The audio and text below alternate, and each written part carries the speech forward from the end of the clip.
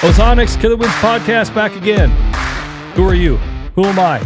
Nick, Cole, Nick, Simon, Tanner, Simon. I got that all right the entire time. I was pointing. If you're listening, I was pointing. Cole, Tanner. Nick, Simon. Point its choice that time. Okay, so it is officially October. Woohoo! Woo! It's October. Don't be doing that. Don't be blown out. I don't care. I could hear it screeching. I don't care. Hey, you know what? Hey, volume up. It's October. We'll have to do a cut, drop decibels a little bit. Yeah. Do a little, We'll figure it out. Little clicky, producey. Hey, it's on like Donkey Kong. Yep. And we've already had some killer stories. Ozonics stories. Yep. Well, you know what the interesting thing is? Hot start. I like that. Hot start to the year. Hot start. It is. It has been. Been some great stories. Yeah. So. Yo, I'll tell you what, and they've been stories on the opposite ends of the spectrum. That's the most bizarre thing. I actually said this to you. Before this podcast, we're talking about what we were going to talk about, what the theme of the podcast would be. And it's kind of crazy because if you would have told me 5 days ago that what was going to happen, or 10 days ago, 2 weeks ago, a couple weeks ago. Yeah, if you would have just told me a couple weeks ago that what was going to happen in the first part of the season has already happened, I would have been like, there's no absolute possible way. Yeah. Yep, and it has. You wouldn't think that because it's literally October 2nd. Yeah. This is coming out on October 9th. Nope, October 8th. 7th. 7th is Monday. October 6th is Sunday, last day of U season. Yeah. Dirt Race in Mason, October 6th. If you were there last night, wow, it was good. Hopefully. But yeah. She going to be good. No rain in the forecast. We haven't had measurable rain in like North Iowa in over a month, so that's awesome. / not awesome, but that's what's going on here. Yeah. But yeah, no, it's been a really good start to the year, I'd say. Yeah. Some good encounters, good experiences. Yep. Kind of slow from a buck standpoint, it feels like. Yeah. Well, and hey, listen, let's just get right on to it. We can't do a podcast without some sort of trail update. Obviously, we've got a little bit of a sweet tooth for some trail cams. So I got some trail cams out. We aren't getting any trail cam bucks. We're getting a lot of trail cam doskies. But it's not. I'm not worried yet. Nope. And I look back, historical data, 1 year worth. Well, 1 year for you and Iowa. Yeah. Didn't have a single shooter last year till October 10th. It's not even close to that yet. So, hey, we just need to calm the horses here. Yeah, exactly. Just get everybody calm down. We don't need to start. They'll show. We don't need to start kicking the reins yet a little bit. They'll show. So we're going to talk about some pretty interesting Ozonics experiences from the last few weeks. We're going to talk about Iowa U season, getting Jet Kodiak out. We're going to talk about the start of the bow season. Mm-hmm. What else are we going to talk about? Oh, we're going to talk about Grit Week, just coming off Grit Week. We bit off way more than we could chew. I had a lot going on, non-work related, trying to juggle a lot of things, but we got her all in. Pretty much everything that we wanted. Pretty much, yeah. Pretty much everything. We had to make some tough decisions. Yeah. But it's all right. I think it's for the good. Yeah. But we'll get into that. Yep. Okay. Where do you want to start? I think we start with the youth. All right. So, I've been pretty candid this year that my two main goals for the season are to get Jet a buck. I'd like to get him a buck, and I'd really like to get you a nice deer, a nice buck. Yep. I don't know if the buck thing's going to work out for Jet. We have been so close. Oh my God. Golly. Really close. So close. We probably could have, if we really wanted to push the envelope, we probably could have really pushed the envelope last Saturday night. We could have pushed the envelope really hard, gone for it. But I think the thing that I have to really keep in mind with youth season, and more specifically just hunting with the kids and youth hunting in general and just hunting with kids, whoever that might be, is, and this is something that Tatum told me, she's like, babe, they are not as hardcore as you are. Right. They don't have as much experience as you do, you know? And where I first started to take that originally was, okay, I have to think just always be thinking about dressing not as warm as I normally would. Yeah. Because if I'm feeling cold, then he's definitely cold. Right. So I've always kind of done that now where I definitely dress a little bit lighter. And if I'm starting to feel a little cold, I know he's cold because, little kids' gear just isn't like what ours is. Right. And even if I wrap him up in blankets and things like that, the cold just gets to you. Yeah. But I also think in certain situations when it comes to getting him in the right position to take a shot, I don't want to push the envelope too hard. We could have pushed it, probably could have got a shot at a buck, but we didn't, and I'm glad. But we'll get into it. Okay, so let's get into it. We're into it. Yes. Okay, so Jet was real fortunate enough and got to kill doe number 4. 4, yep. Yep. So we went out youth season when this podcast airs. We'll have just have gotten over. Kind of cool this year the way the youth season ran out. It was 3 weekends. Yeah. Which is pretty sweet. So we hunted that first morning on the river, and with a south wind, it's perfect for that. Everything's right out in front of you, and no luck. Just no deer came out. We had deer coming by, didn't work out. But that morning, when we're sitting there, there's a spot we call the tongue. It's like 60 yards wide, 100 yards long. It's a little part of the field that kind of fingers into the woods. We call it the tongue. And sure enough, right at first light, a nice doe came walking down the east edge of it and then cut across to the west, goes up in the woods to bed. So on my head, the wheels start to turn. Well, the next day was going to be a north wind. So, and I have a stand right on the east side of the tongue, a double ladder stand. It's like, well, God, where she walks, she's going to be really close to downwind. I'm like, maybe we try it. We'll kind of think about it. It was going to work out for you to come hunt with us and try to film it. And sure enough, we ended up going into that double stand. I was on the left, Jet was on the right in the stand, and then you were up above to my left. Yep. And she came in right at first light. I mean, right at first light. Like we're looking at, okay, what time is sunrise? Half hour before. Yeah. And sure enough, that morning, get up there all set up, ready to rock. And just right down in front of us, here she walks in from the south on the east side of the field. Couldn't have been any more on the downwind side. She was directly downwind the entire time. Yeah, on a little bit of a ridge that you could feel the thermal coming down and then blowing to the south. You know what I mean? Like it was just all wrong. Yeah. It's like, well, let's just try it. Maybe she'll come out down the way. She'll come out to the west. Yeah. We'll get an opportunity. She probably comes from the left. That's going to be really, really tough with 3 of us up here. Both at HR 600s, But yeah, dude, she came in directly downwind and didn't even lift. Yeah. So yeah, it worked out pretty dang good. Yeah, and it like Cole said, I was up there filming, but the thing is when you're filming, you lose probably 10 to 15 minutes of light. Yeah. Essentially. Yep. But when we're with Jet, we're not going to hold him off for the footage. If he gets an opportunity, we're going to take it. So I filmed it. It was very dark, very grainy. Yeah. But yeah.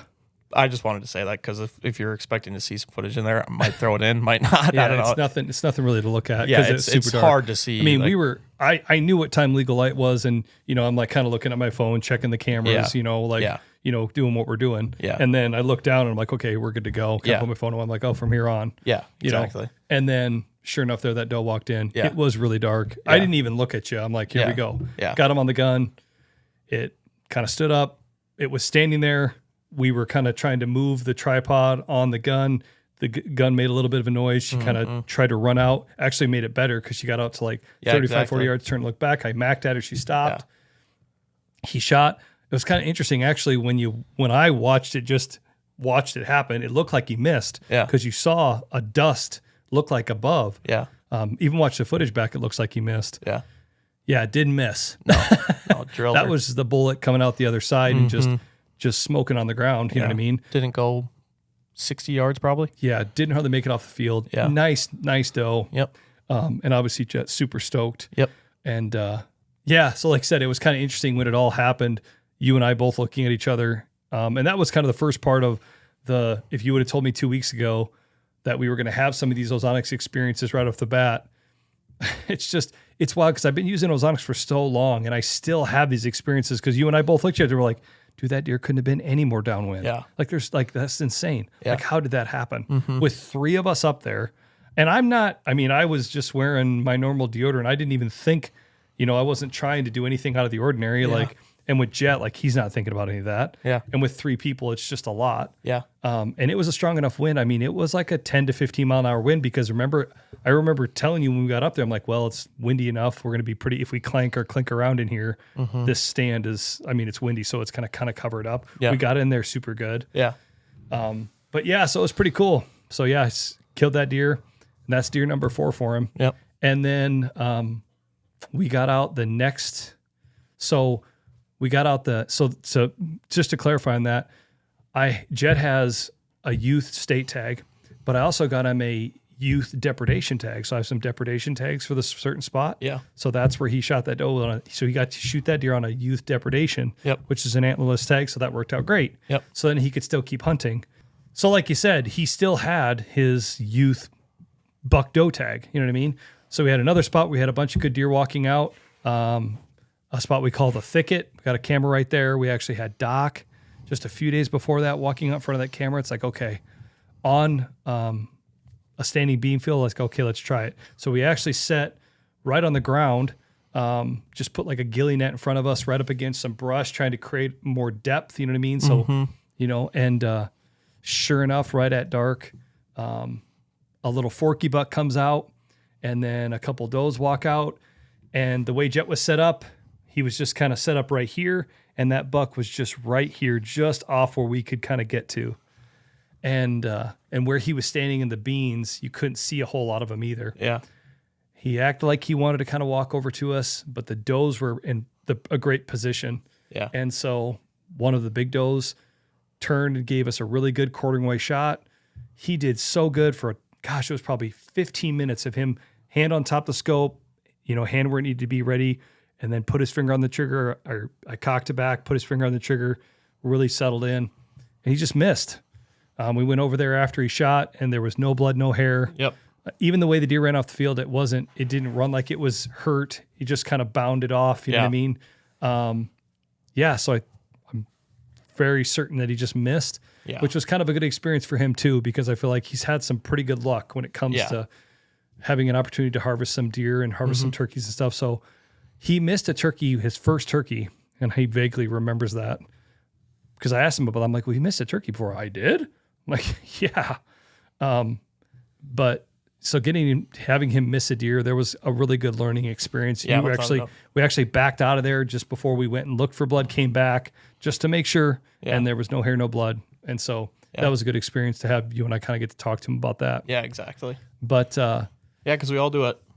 Oh yeah, I mean that's the thing. If anybody says that they're a bow hunter or gun hunter and they've never missed or never wounded a deer, they're lying. Yeah, exactly. Flat lying. Yeah, it's just part of it, unfortunately. And maybe there are guys out there that are undefeated, but I don't know. Yeah. The reality is when you let the arrow go, when you let the bullet fly, you can't control what happens after that. Yeah, exactly. You know what I mean? Especially you can't control the animals.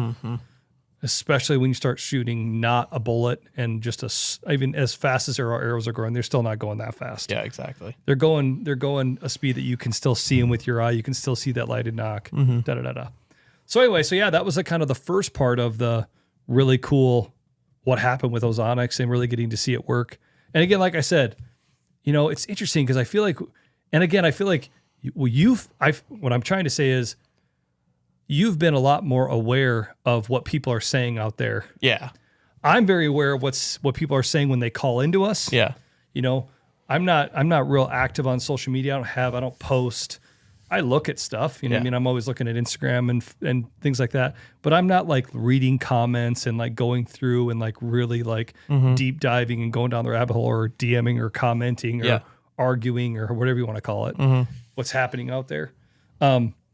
But you're DMing and commenting, responding to a lot of comments that are happening if people have questions, you know what I mean? Yep. But it's interesting because I think one thing that as I've talked to you about that, there are a lot of people that were like, oh, Ozonics doesn't work at all. Yeah. Yeah. There's a lot. You get that all the time. Yeah. Yep. Oh man, just hunt the wind. Just hunt the wind. We hear that a lot. Yep. Just hunt the wind. Why don't you just hunt the wind? Or if you're a real hunter or whatever, you know what I mean?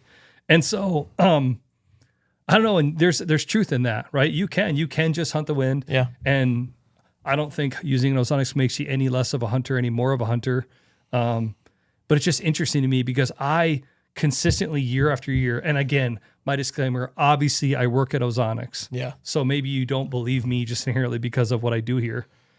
But I see it work over and over. Yeah. I mean, there was no doubt that it worked. Yeah. I mean, we both looked at each other like, holy cow, did that just happen again? Yeah. You know? Like it was crazy. Like it couldn't have been more downwind. The route that it took was literally directly downwind.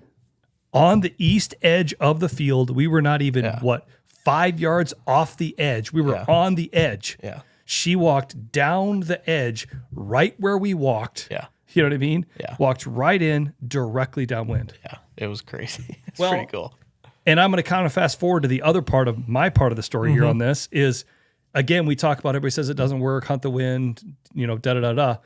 Interestingly, so when this podcast is being recorded, it's October 2nd, October 1st. I always joke that I have the best birthday because my birthday's September 30th. So the anticipation of knowing that bow season is the next day since I started becoming an avid bow hunter, I was like, man, I got a good birthday because it's the next day is October 1st. We were planning on trying to do you had some video content that you wanted to try to get shot. You needed an ugly model with some good looking hands. No, I'm just kidding. To, hold stuff, position stuff, snap, video. And so I'm like, well, hey, why don't we just kill two birds with one stone? I'll meet you out there at like 8:30. And I'll sit from 6 to 8:30, and just see if a doe walks by. I've got some doe tags, depth tags. I'm like, be awesome to start just trying to see if we can get some filled. Yeah. So I get out there. Well, on the 30th here at the office, I'm like, hey, Suze, NHR 600. I'm like, hey, do you have a charged battery? I can just, do you have one here? Because I had the unit. She's like, do you have a battery? I'm like, yeah. She just hands me a battery. So I didn't think anything of it. I didn't double check it. My bad. So I get out there. We actually are hunting kind of a new spot for this area. Yep. I like the name of it. It means nothing except I just think it sounds cool. There's no relevance to it at all. There's nothing. You can't even make a correlation to what it would mean. But I'm calling it the co-op. Yeah. Yep. So we got this new spot we call the co-op. It's in this nice little flat. There's ravines. Gosh, there's 1, 2, 3. There's like 3 or 4 ravines kind of like weaving right into that. It's sweet. This little flat. It kind of connects multiple sections of this place. It feels like a great all day sit spot. Yeah, it's got really a camera cool on that. spot. I've already been seeing deer passing through there all day long, bucks during the day. It just feels like so mint. Yeah, it's a really nice spot. It's conducive to a northwest wind. It's conducive to a north wind, but it's also tricky because those ravines, swirls, coulees, as Nick likes to call them. How do you say it? Coulee. Sorry, coulee. As Nick would say, the thermals start to play tricks in there too. Yeah. And October 1st was the first time I had sat that. I'm like, okay, this can be interesting. 6 mile an hour wind, right? Where there's a lot of woods to the north and west on a northwest wind that it's really dampering the wind down. So I'm like, gosh, is these thermals how's that going to affect this? Well, I get in there and again, set it for a northwest wind. So I'm sitting to the west. I'm sitting it off my left shoulder, pointing to the southeast. Get up there, turn it on, fired up, starts running. Not but 5-10 minutes goes by and the unit shuts off. Right away, I'm like, son of a gun. So I take it off, turn it on, low battery. Oh, God. So Susie gave me a wrong battery. So here I am sitting up here. I'm like, awesome. I don't have a spare battery. I'm not going to be able to run Ozonics this whole time. And instantly, I feel pretty naked because I hunt with it so much and I rely on it so much. Yep. I'm like, all right, well, I guess here we are. I'm not going to get down. I mean, I'm just going to go. Well, sure enough, I had 2 deer come in on me. I had a nice doe come in, and then I had a spike buck come in. The doe came in at very first light, and she was on top of it. Yeah. From the minute she came in within 100 yards of really where she kind of gets on the trail that comes to me, with the way the ravines and the way it just kind of swirls on the thermal, it was blowing right to her. Yeah. And she was all over it. Yeah. Blowing, stomping. But it was weird though, because she kept coming closer. She was like, you could tell she's like, I'm going to figure this out. Yeah. And it was just dark enough. And the way that we had that stand set, there's like a little tree up in front. Yeah, blocks it. We left a lot of brush, and we're in a Y, so you can really tuck into the Y. So I just tried to melt into that thing.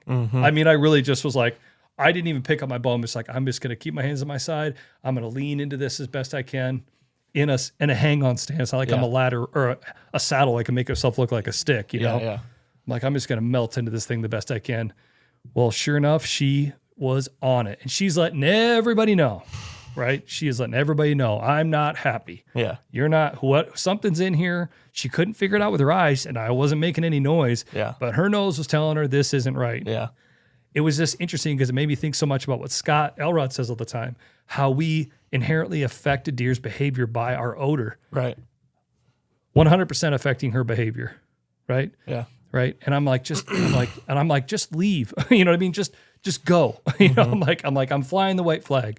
Well, sure enough, she, for whatever reason, but the thermal was still kind of moving. You could feel it kind of like coming every which direction. Yeah. So she'd catch a whiff, and then she couldn't catch a whiff, and then she'd catch a whiff, and she couldn't catch a whiff. So she kind of worked in. There's kind of down trees in there. She got behind a down tree. Now she's under like 20 yards. I pick up my bow.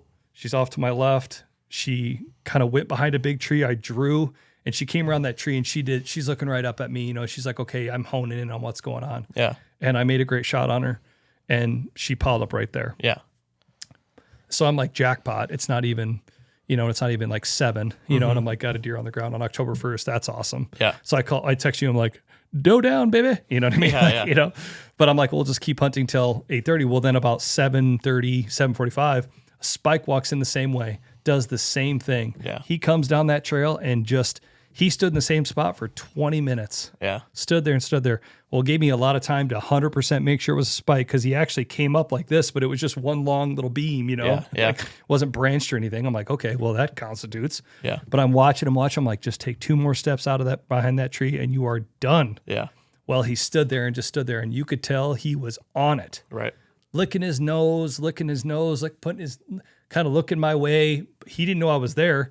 He just knew something was wrong. And I think in his situation, he got a little past where that kind of thermal was pushing up, where he got kind of past it. Yeah. You know what I'm saying? Oh, 100%. And so he had walked through it and was like, now I don't smell it near as much, but I know something's not right. And where he was too, the way you described him coming in too, he's kind of already past that northwest wind too. Yeah.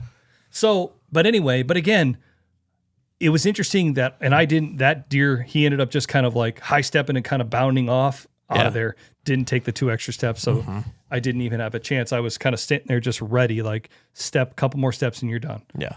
At 18 yards. Right. But that entire morning, just not being able to have the Ozonics and just seeing what I called you and I'm like, hey dude, I'm done. You know what I mean? Just come when you're here. Yeah. What I told you on the phone is I'm like, man, dude, you don't realize, like, when you start hunting with the Ozonics, you really, at a certain point, kind of take it for granted that you're not affecting how a deer behaves, and you're just seeing them just naturally work. Yeah. And when you see them not naturally work, and all of a sudden you go, whoa, that's not what she normally does. Yeah. You know, and she doesn't feel comfortable, how much that completely changed the thing. I was really lucky that I got to shoot that doe, and the way she just kind of worked in. Yeah. There was a trail that she obviously wanted to come that way. Right. You know, and she couldn't pick me off. And so I just kind of by pure chance got lucky and got her. But yeah, it was just kind of bizarre to kind of have the 2 spectrums of encounters. One where 100% the Ozonics worked, got directly downwind. She had no idea it was there, and we were able to harvest her. And then not to be able to have an Ozonics and then completely watch it, like kind of watch what happens when you don't have an Ozonics. Yeah. And then still have the opportunity to get it. You know what I mean? Yeah. And so it's interesting.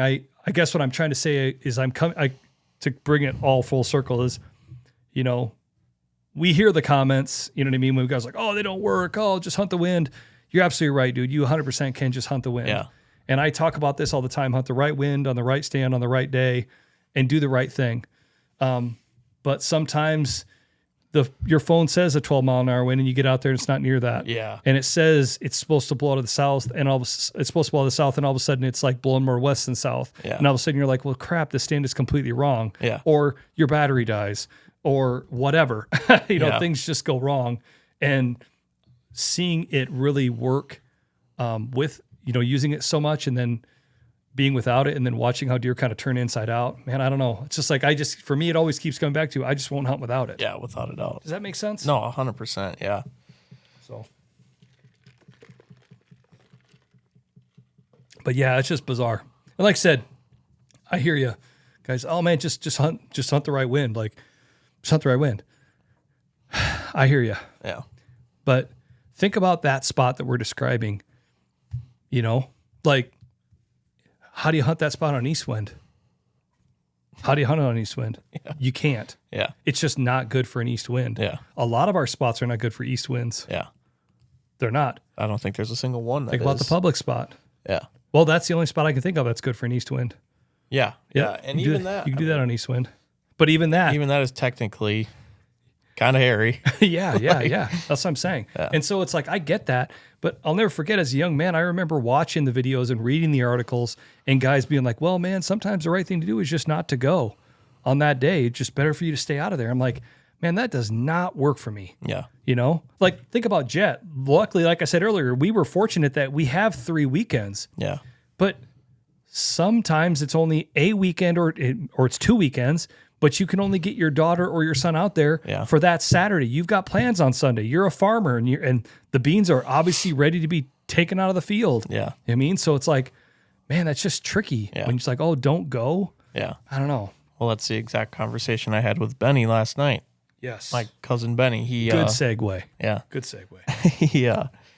Yesterday morning, I get a trail cam picture from him. He said something funny. And I'm walking into my business class right now. He's in college.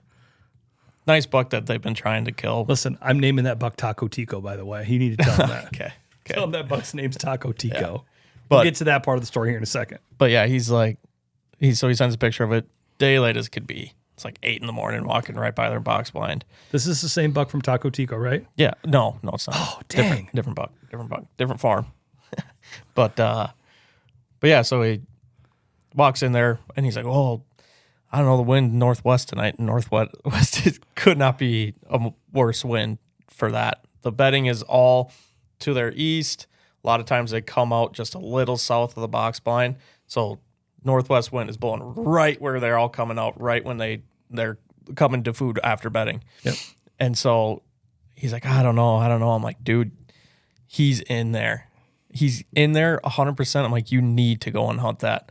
And we talk about it all the time. There's a time in the year that you hunt the deer, not the wind. And I know it's October 1st, but it's like, this is a time where like he is there and you're on a good food source. They got a nice food pot in there. I'm like, I know he's going to be in there. Well, it's just like and this is where this Taco Tico thing comes in. A couple weeks ago, we were sitting at Taco Tico. Yeah. And Benny's got this deer on camera. Yeah. He was there the evening before. He was there 3 nights in a row. Yep. He was there the evening before that. The evening before that. He was there that morning. Yeah. It's like, there he is. Yeah. And Benny is texting you and he's like, and it was a iffy wind. Iffy wind, and it was bad weather, like raining. Yep. Like super rainy. What do I do? Yeah. Do I go in there anyway? And he said to you, do you go in there with the Ozonics anyway? Yeah. And you're asking me. We're sitting at Taco Tico eating a meat lover's tortilla. Yeah.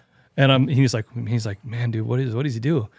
And I'll tell you what, this sounds really dorky, but like, I feel like every deer season there are a handful, maybe even sometimes only 1 or 2 defining moments. Yeah. Maybe that sounds really silly, but I can remember my defining moments by when they go right and when they also go wrong. Yeah, exactly. Right? Exactly. Or if you if you don't go and you just aren't That's sure. That's a defining moment too. You might not even have a trail cam picture, but it could be the end of the year and you don't have your buck and you're like, man, what if I would have just gone that one night? What could have happened? Well, I'll tell you 2 defining moments right off the bat that just snap into my mind right off the bat. We had a defining moment last year. Mm-hmm. We're hunting on this spot. We were doing a longer afternoon sit. No, longer morning sit. Morning sit. Yep, longer morning sit. And sure enough, right at first light, we watched this buck bump this doe right along the river and take her into this little thicket right by the river. And we watched him come in and out of there every 20, 30 minutes all morning. Coming in, little buck would walk over, he'd bump him off, he'd come right back to the doe. She'd step back out, she'd go right back in. He'd step back out, he'd go right back in. And I kept looking at you and I said, dude, you know what we ought to do? We ought to climb down, we ought to sneak down that fence. We walked right down that edge. I'm like, it was like a north wind or whatever wind it was going to be close, but we could do it. Yeah. I'm like, we can do it. Like we can go and we could sneak right up on that deer and we could shoot it. And you know what? I went round and round and round and we didn't do it. Yeah. Defining moment. Yeah. Right? Yeah. A couple years before that, it was a terrible day, late November, and hadn't filled my buck tag. Same place. It was a like gusting day, 20, 30 mile an hour wind straight out of the north. I thought, you know what? And Tatum's like, she's looking at me, she goes, just go. I know you want to go. I'm like, well, it's kind of late. She's like, just go. Who cares? It's the end. It's almost the end. Just go. Yeah. So I sneak out there, get in that stand, and sure enough, doe and a big buck just comes bumping this doe right down in front of me. I missed. But defining moment. Yeah, exactly. You know what I'm saying? Like, you never know. Sometimes you really know when they are. Yeah. And sometimes you don't really know until after the fact. Yeah. But that whole thing with Benny that day, sitting at Taco Tico, I'm like, man, dude, that feels like a definable moment. That feels like a day that if you didn't go after seeing you, go, golly, why didn't I take advantage of that? Yeah. And you're right. I do say a lot, because the guys at the shows will come right up. Man, I've heard you say you don't hunt the wind. I'm like, well, let's clarify. There's a time to hunt the wind and there's a time to hunt the deer. And I'm saying that when the time's right, hunt the deer, not the wind. Yeah. That's what I say. That might not be October 1st, but when it's November in the teens or late October and the buck's on camera, he's on his feet during the day, start hunting the deer, not the wind. Yeah. Well, for Benny, that day to hunt the deer, not the wind was that day. Yeah. Yeah. It just so happened to be late September. Does that make sense? Yeah. So last night, obviously, like I said a little bit ago, wind was completely wrong. I told him, you just got to go in there. You just got to do it. I mean, he's in there for sure. You know roughly where he's bedding. At the bedding area, it's literally like a 80-acre solid pine tree, like patch. Like it's just rows of pine trees, and they bed in there like crazy. Yeah, just like a cedar thicket. Yeah, yeah. And I'm like, he's in there. He's gonna come out. Like a northwest wind is terrible for the box pine, but it's good for him. Like he's gonna come out. And so he went up there, but at 5:30, he sends me a video. There's already a deer out in the field, straight downwind. He's got a HR 500 and had it set up in a box blind, which is just meant to run him in a box blind, straight downwind. And then all of a sudden, it just goes quiet. He hasn't been texting me like at all. And I was with his dad, and I'm like, I think that could be a good thing that he hasn't been texting us. I feel like there's something going on maybe. And then it gets to be pretty dark now, and he sends us a text, and he goes, I've had the narrow 10 at 50 yards for the last half hour. And he said he came out early. He said he came out right where he thought he was, directly downwind. He come out, and like what any nice bigger buck does, he said he just stood at the edge and just surveyed, looked around, all while the wind is blowing directly at him. And he just was surveying. He finally comes out. He walks in. He's kind of angling towards Benny. He said he got to 43 yards. And Benny's like, oh, I could probably do it, but it's so early. Yeah. He's like, there's deer out in the field. At some point, he's got to make a move and just get a little bit closer. And so he decided not to. And then the deer ended up after 43 was the closest he ended up getting. But again, it just goes to show, like, it doesn't, I feel like the don't hunt the wind, hunt the deer is super applicable for, November and during the rut.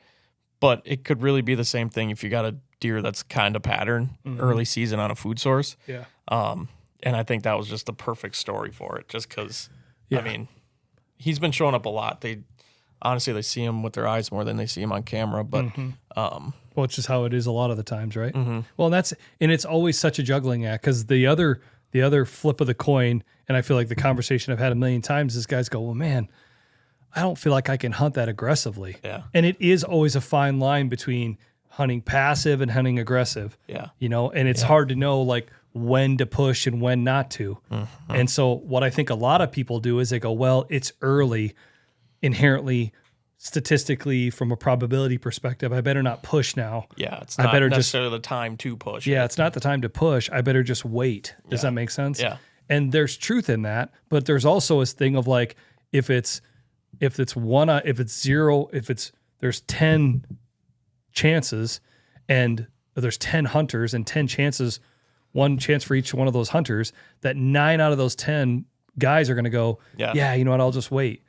And that might be the right thing to do, but you might be the 1 out of 10 where it is the right time to do it. Yeah, exactly. Does that make sense? And like in Benny's situation, he was the 1 out of 10 where that was the right time to try to push, to try to be aggressive and not go, well, I'll just wait for later. I'll wait for the rut and then I'll start to really be aggressive. Yeah. Does that make sense? Well, and another thing too that I was kind of thinking about is up there right now, up in Wisconsin, there's not a single crop taken off yet. Oh, really? They haven't got anything out yet? Not a single thing yet. Crazy. And so, but that's just another kind of thing. You kind of have a time frame this time of year. A lot of times I feel like, especially if you're hunting a property that has a lot of ag on it, because, I mean, it might not change a deer so much where you're never going to see the deer again once they start taking some stuff off. That's mainly beans this year. Once they start picking beans. But, I mean, if you think about it, that is like... It's like an environmental change going on up there once they start picking crops. Yeah, like 100%. it changes it. You can't deny that it changes something that goes on with them. And so it could have just kicked him off just a little bit off that pattern where he's walking by the box blind. Well, yeah. But it could have made it better too. It's hindsight's 20/20, but you're still in that window where, yeah, it's not the rut, but there's a time early season where you can push it. And I feel like right now is right before the crops kind of come out. It's just right in that stage, kind of that sweet spot. Yeah. But yeah, no, absolutely. I mean, and that's the thing I think we all kind of deal with, obviously, it being in the Midwest, is when you look at a spot geographically, there's a lot of cover when there's corn, especially corn, right? And beans too. I've watched a lot of deer just bed down in beans. Where all of a sudden you're just sitting there and you're like, well, where'd you come from? Yeah. We walked in here. I didn't see you out in the field. Oh, wait, you were there the whole time. Yeah, exactly. Does that make sense? Yeah. So all of a sudden, when it's just a big barren field, the only time you're going to see a doe or a buck bedded out in the middle of that is when they're holding one down. Yeah, exactly. Peak of the rut. Yeah. Just, she's just tired of running and she's just like, okay, this is where I'm going to stop. I don't care what's around. Yeah. But you're absolutely right. There is a sweet spot. And I think the other thing to say about this sweet spot that we're kind of just getting to the end of here. Yeah, now that everything is starting to get picked. Yeah. But the other part about it too is that I think once we get past this, we've talked a lot about this already this year, about that these deer are kind of in their summer pattern. They're still in not only their summer pattern, but the mindset of eat, survival, right? Yep. It's about putting on the pounds. They are trying to, they're thinking eat, drink, sleep, eat, drink, sleep, eat, drink, sleep. And then all of a sudden, we're going to get past the sweet spot. Like we've talked about, buck's testosterone is going up. The days are getting shorter. Biologically, physically, the does, they know, they're going to start getting ready to be bred.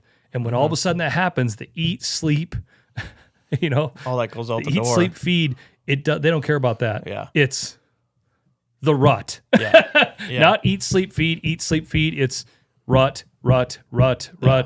Who cares about eating? Who cares about sleeping? Rut. And all of a sudden when that happens, there's no more sweet spot. It's gone because it gets to be too random. There's no consistency. You follow me? It's like we go from this steady beat that is the summertime to the fall is just like the rut is just like it's just do whatever. Like, it's just like million cymbals, bing, bang, bang, bang, bang, everything going off at the same time. It's just craziness. Yeah. And that's the beauty of Ozonics. Like that time of year when it's crazy like that, just go hunt, put your Ozonics up in the right way, and like at some point something's going to happen. Like you just need to put yourself out there. But what I was thinking about with the eat thing, like right now is that farm, it has some timber on it but not much, and that's kind of why I stress the fact that like right now is a good time to push it, just because if you got 100 acres of solid timber with good oaks in there, once they start picking stuff, they're not eating in the fields as much, you can move to the timber and they're feeding on acorns and stuff like that. But when you don't have that at your fingertips, it's like, got to make it count right now. Oh yeah, no, 100%. Yeah, and that's kind of, and we're trying to make that count with Jet. Yeah, exactly. Trying to track down a buck. It's like, okay, if we're getting anything at remotely consistent, anything that looks like it's that we can put some stock into, that's like, okay, they're doing this, they're walking by. Yeah. You got to try to go in there and get it done. Yeah. Because that's all going to go up in the air. Yeah, exactly. Yeah, and we're getting closer to that. Yeah. You know.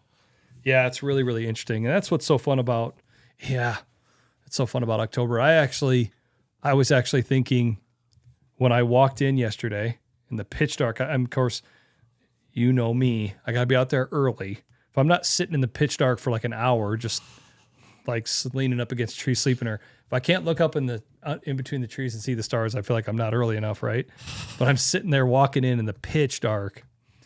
And what I love about whitetail hunting, what I love about the Midwest, what I love about Iowa is, I've said this over and over, is when you walk away from the truck, you just never know. Yeah. Because I'm walking in and I'm thinking, well, man, what about if World Traveler walks by? What about if Gas walks by? Gas. That one we don't even have a name of. Oh, it's all split up. Yeah, whatever that guy's called. Splitter Johnson. No, not Splitter Johnson. Whatever his name is, John Doe. His name is John Doe. But whatever, you just never know. And you just never know. Like, you're walking in, I'm thinking, holy cow, like it could happen. This could be the day. Like, and it's funny because honestly, I guess me goosebumps like when we even say that. Dude, but it's just crazy. But it's funny because that part of it for me is what I feel like. If hunting is, I'm all about analogies. If hunting is a knife, right, you have to try to keep your knife sharp. And sometimes I think as the season grinds on, season is really, really fresh right now, but I think this can also be applicable because I think some people think like, oh, I just got to make sure my knife is sharp for November. There's no way I'm going to see the buck I'm after right now. I haven't him on camera. He's not around. He's not here. So you kind of lackadaisical walk in, right? Like, when we went out Jet that morning, like I probably didn't need to stop as many times as I did, but I did because that's how I would walk in the peak of the rut. I would walk in real sporadically and stomp my foot and rake the ground and make it sound like I was a deer, not just like the psh, psh, psh, the steady walk of a guy walking through the woods, which is not what the deer do. Yeah. So it's like you just have to try to keep your knife sharp. Yeah. And I think sometimes early we get complacent. We're like, oh, I'm just on a doe mission. Like, there's no way I'm going to see the deer after. Like, oh, let's just have loud conversation on the way in, or not like walking in quiet, or not really think about what we're doing with our odor and scent. And it's not that big of a deal. Like, we're just up against a river. Nothing's going to come behind us anyway. Yeah. Does that make sense? Yeah. And you just never know when it might be that day that there he is. Exactly. And that's what I love about it. That's what kind of keeps me like honed in, you know? Because you just never know. Yeah. That's what's so fun about it. No, 100%. 100%. Yeah, and I got to give a quick shout out to Benny, too. He is super good with the Ozonics. Yeah, he seems like he's got it figured out. Well, I'll tell you what Benny's good at. Just hearing you talk about it so much, what he has honed in is setup. Yeah. He has obviously got the setup figured out. Yeah, he does. It is all clicked for him. Yeah. This is how I hunt. This is how I set it up in a blind. This is how I set up in a stand. Yeah. Getting it on the downwind side. Yeah. And he has got setup figured out. Yeah, he does. I mean, he hunts a lot. He hunts his freaking tail off the entire year. And it seems like there's at least 2 or 3 times a week he's like, well, it happened again. Straight downwind. Didn't even lift a head. I'm like, dude, he's got it figured out for sure. Yeah. It's awesome. It's super cool to see. Definitely has setup figured out. Yeah, without a doubt. Well, and it's just a testament to the ozone is going to do what it does. If it comes in contact with your odor, it's going to oxidize. It's going to change the molecular structure of your odor, AKA, hopefully deer's not going to smell you. Yeah. And he's got that. He's got the setup part figured out. Yeah. Yep. Yeah. Well, that's it. This isn't a good segue, but I'm segueing to it. Talking about the excitement of just October, November in Midwest whitetail hunting. We just got done with Grit Week as well. I think we expect it to be a lot more gritty, but yeah, I think we kind of made a little bit of a mountain out of a molehill with what we thought Grit Week was going to be. And part of it was, we talked about this a while ago about your goals for the season, and also being very aware of like acknowledging what your goals are, but also acknowledging and being open-minded about if your goals change and if you have adversity and things go wrong or things go right. Yeah. And, we had originally planned on 2 private spots and 3 public spots. Yep. And so, I'm a whiteboard guy. So we start whiteboarding it all out and looking at it and putting notes on our phone. And it's just like at a certain point, it's like, man, that's a lot. It's a lot to try to keep all those balls in the air and get stand set on everything and keep cameras going on everything, and not necessarily that you have to have cameras on everything. No. But still, we can use cameras, so let's use them. Yeah. Right? And so we actually decided to give up one of the spots and just go, we're just going to throttle back a little bit. Yeah. And that's been kind of hard for me, especially because I'm just not a slow down guy. I'm a 110 gas all the way. Let's go. Yeah. But I think it's the right decision. Sometimes you have to work smarter rather than harder. Yeah. But yeah, we last week was kind of a really bad week for me, not during Ozonics time. I just had a lot going on. Yeah. Jets got flag football and just other stuff that I got going on. It's just like, it felt like all my nights were just jam packed. So I was trying to kind of do stuff in the mornings to get stuff done, to make time to be able to do what we needed to do. And then there's a little bit of fear, like the fear of missing out. Sometimes with public land, you get that. You're like, man, I don't want to be. Yeah, you kind of want to get there. Yeah, I don't want to be the last guy. Like, even when we went out to that public spot, we watched a guy drive down that 2-track road, and we're like, well, what's he doing? Yeah. Where's he going? That guy was just out for a stroll. He's like, hey, he was just out because, hey, level, 2-track road, I'm gonna drive on it. It was whatever. But yeah, so, and we did have to set that. We set a couple sets, or we set a set in the dark. Yeah, trying to get it all done in one night. Took us all evening. Lost a Leatherman. That's always good when you're losing a really nice, expensive, awesome Leatherman that you count on every day. Lost that, so that's cool. Lost a Leatherman. Tipped Cole over on the on the bike trailer. On the bike trailer. Yeah, it was really rough. It was just super rough. Okay, 2-track. But yeah, we had a busy week last week. And nope, we did. We got some stuff set up. The first day that we could do it, I was busy getting a perm. Yeah, well, that's an important. Let's see it right now. Come on, give us. It's not very good right now, just because I've had my hat on. Yeah, but still. Oh yeah, the back is the key. Oh yeah. So Nick got a perm. You can't see it if you're listening, but yep, he got a perm. It looks pretty awesome. Yeah, it's kind of. Oh no. I was gonna say, forgot the hat there, guy. It flattens out pretty good when I wear a hat. But you got some perm, you got some curl shampoo. I got some good product. And you got some product. You've been putting some product in it. Yeah, it's pretty sweet. But yeah, so that kind of put a little bit of a kink in our plans because Nick had a perm. Yeah. So he had to get his perm, he had to get his hair permed. So that kind of took out the one night. But we ended up getting out and got a couple good spots where we want them to be.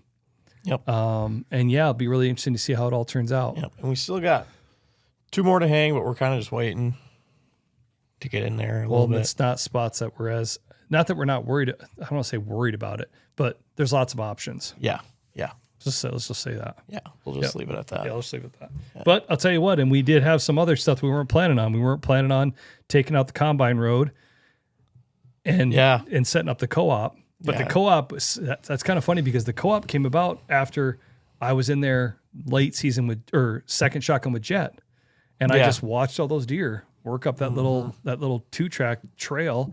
I'm like, God, that looks good. And I remember I telling you about that. I'm like, man, we ought to look in there. That looks pretty dang good. Well, then both of us trying to be out there and the mission of trying to kind of feel like I'm really trying to put you in the best spots, and then I'm just kind of go somewhere else. I'm looking at it, I'm like, well, maybe that would be perfect because if one guy's here and one guy's here or vice versa or whatever, that would be pretty conducive. You could hunt it on kind of the same winds and everything would be good. Yeah. So we walked in there and sure enough, looked really good, set a stand, and then I had an opportunity October 1st to smoke a doe out of there. So that's great. Yep. And I feel like that's going to be a November all day sit spot. Yeah. Yeah. It's a sweet spot. Yeah. That spot's pretty killer. Yeah. I'm excited for it. Yeah. But yeah, I got done with Grit Week. So like I said, and I saw a few people that are posting stuff like that, like, okay, here we go. Mm-hmm. Start your engines, you know, because again, And now we're really going, right? I mean, you've been seeing, I both have been seeing a lot of guys posting stuff. And it has been kind of interesting because yesterday we had a little colder weather. Yeah.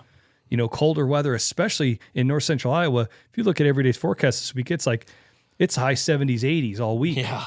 And yesterday the high was 65. Yeah. Low of like 44. Yeah. So I actually had to kind of double think about, okay, what do I need to bring? Because it was a little bit cooler than I was expecting, which was awesome. Yeah. And on the cameras, we did see a lot of deer on their feet. Mm-hmm.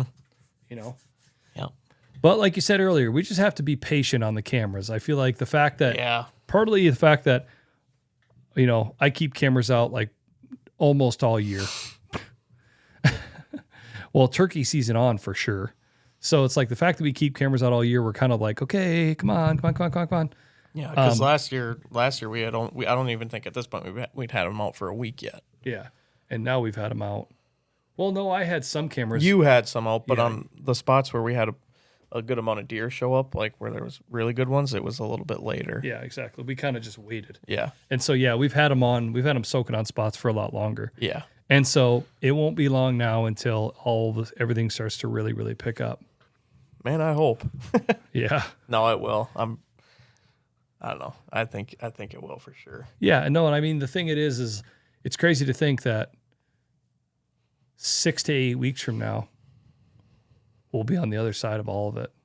Oh, it's gonna go. It is crazy that it's such a whirlwind. It's gonna go so fast. Yeah, it's pretty insane to think about. Yeah. And it's just even if you just take it in 2-week blocks and you say October 1st to the 15th, the 15th to the 31st, the 31st to November 15th, November 15th to beginning of December. We're in the first quarter here. So yeah. I haven't even really started yet. I'm ready for my first hunt this weekend. Yeah. It's going to be awesome. Yep. So we got some big plans for this weekend because Jet still is youth hunting. And I got him another youth depth tag. So we'd love to try to get him on a spot where we can get that a doe kill with that depth tag. Yeah. And we've actually got some really interesting winds this weekend. We've got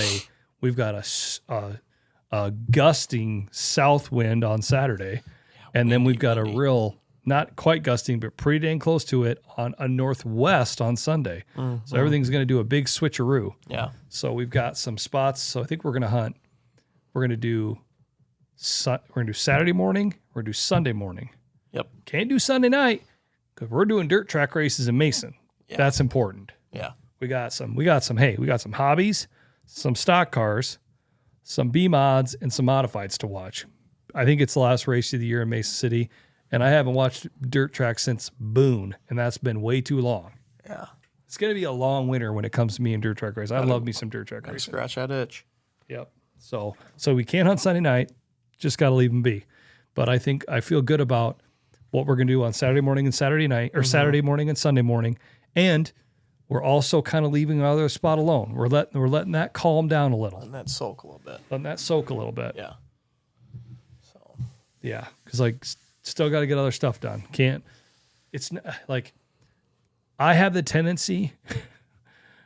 I talked to Justin the other day, and I talked to him yesterday, and he was already laughing at me. He's like, because I always just push so hard. I know. I have a tendency to just like it's the 5th of October. I'm like, yeah, I'm 4 hunts in. You know what I mean? Yeah. Oh, it's funny. So I'm trying to tread water a little bit. I'm trying to calm down, just trying to keep her easy. Yeah. But it's hard because I just want to hunt really hard. God dang it. Yeah, hey, come on, listen. Quit yawning. Yeah, I don't know what the heck is going on. I guess. Jeez, oh, Pete.